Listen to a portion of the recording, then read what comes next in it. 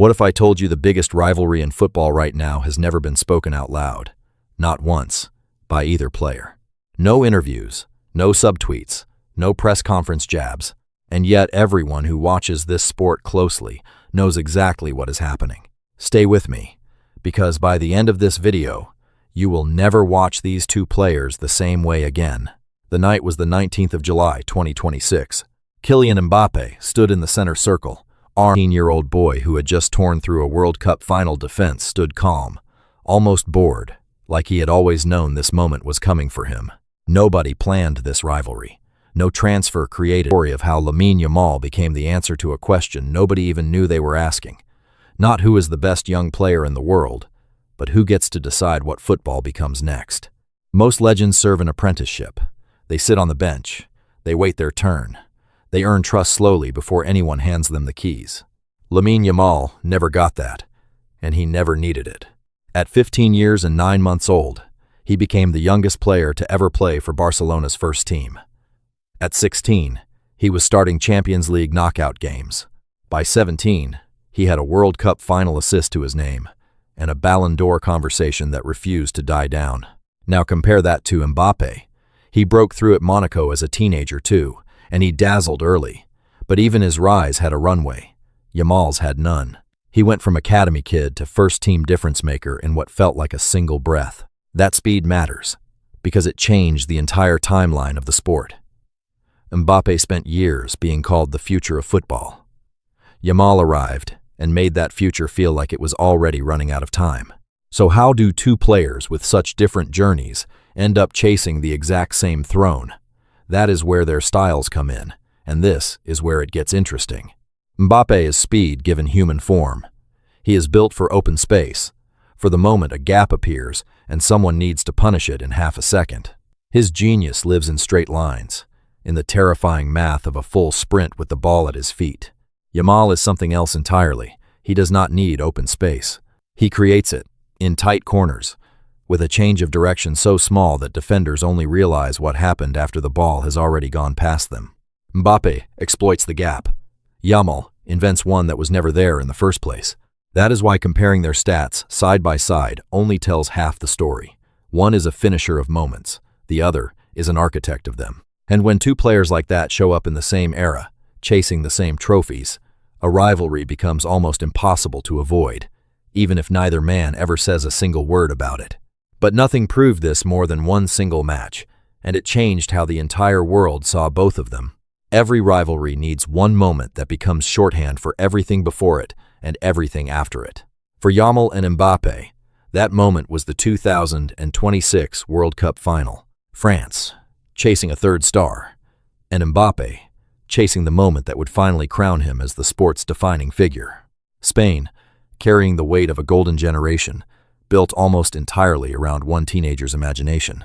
The match became a duel hiding inside a team competition. Every Mbappé surge was answered by a Yamal sequence that threatened to cancel it out. Every French counterattack was met by a Spanish move that seemed to bend space itself. By the final whistle, the scoreline mattered less than the feeling that settled over everyone watching. This was not just a final, it was a passing of a question, even if it was not yet a passing of a throne. Mbappé proved he could still drag a nation to the edge of glory.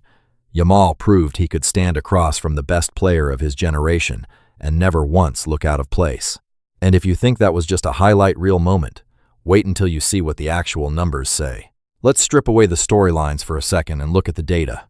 Yamal's chance creation numbers at 17 years old already rival midfielders and forwards nearly a decade older than him. His progressive carries per 90 minutes place him among the most dangerous ball carriers in all of Europe, not just among teenagers, among everyone. Mbappé, meanwhile, keeps posting some of the most efficient goal-scoring numbers of his generation, converting chances at a rate that is still almost unmatched. But here is the number that quietly changes the whole conversation. Yamal reached elite creative output 2 full years earlier in his career than Mbappé did. Not because Mbappé was ever slow, but because Yamal compressed a development path that usually takes half a decade into barely 2 seasons. That compression is exactly why this feels less like a rivalry of right now, and more like a preview of the next 10 years. Rivalries are shaped as much by the shirts these players wear as by the players themselves. Mbappé plays under the brightest lights French football has ever produced, carrying decades of hope from a nation that has waited generations for consistent global dominance. Yamal plays for a club built on the idea that greatness should look effortless, should look like art, should never look like labor. Barcelona's history, with homegrown talent, means every touch Yamal takes gets compared to ghosts, to Messi, to Iniesta, to a football philosophy that treats flair like a birthright instead of a bonus. That is the psychological layer most people miss. Mbappé has always had to prove he can win the biggest trophies. Yamal has to prove he can honor a club's entire identity while still inventing something completely his own. Two very different burdens, carried by two players born only a few years apart, climbing toward the exact same summit. Here is what makes this whole thing so strange. Neither Yamal nor Mbappé has ever called this a rivalry in public. No viral quotes, no subtle shade in interviews, no manufactured tension for headlines. And yet everyone who follows this sport closely knows exactly what is happening. This rivalry is built entirely on timing and opposite styles colliding at the same moment. It exists because football needed a new duel once the Messi and Ronaldo era finally ended, and these two just happened to be standing closest to that opening when it appeared. Football has always found its next great rivalry this exact way. Pelé and Beckenbauer never needed a script. Maradona and Platini never needed a feud. Messi and Ronaldo barely spoke to each other, yet they defined 2 decades of debate. Yamal and Mbappé are simply the newest chapter in that same tradition, proving once again that the greatest rivalries are rarely built on purpose. They are recognized after the fact. If history repeats itself, and it usually does, this dynamic between Yamal and Mbappé is only on its opening pages. Mbappé still has years of prime-level football ahead of him, still chasing trophies that have somehow eluded him at club level. Yamal is only just beginning to explore the ceiling of what a 17-year-old with his skill set can actually become. Every major tournament from here forward becomes another data point in an argument neither man asked to be part of. Every Ballon d'Or ceremony becomes another chapter. Every Clasico, every Champions League tie, every international break adds new evidence to a story that is still being written in real time. Because here is the truth. Football always needs its next great duel. And right now, whether either player admits it or not, the sport has already chosen its 2 leading characters. The rivalry was never spoken. It never needed to be. It was written the moment a teenager refused to wait his turn, and the game's biggest star realized the future had already arrived, standing 20 yards away, calm, patient, and completely unafraid. If you enjoyed breaking down this rivalry with me, hit subscribe, because this channel is where football's biggest stories get the deep dive they deserve.